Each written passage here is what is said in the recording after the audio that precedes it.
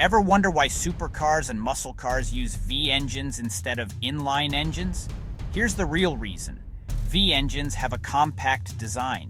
They fit more cylinders into less space, like V6, V8s, and V12s, while inline engines get longer as you add cylinders.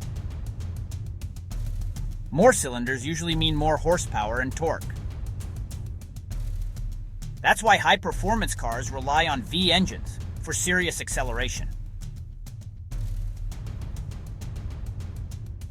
V engines are often better balanced, so they run smoother and handle high RPM with less vibration.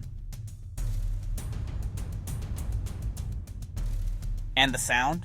V engines deliver a deep, aggressive exhaust note that inline engines rarely match. That's why racing cars, supercars, and muscle cars choose V engines over inline layouts. Inline engines are efficient and reliable, but for power, performance, and sound, V engines rule. Follow for more car facts.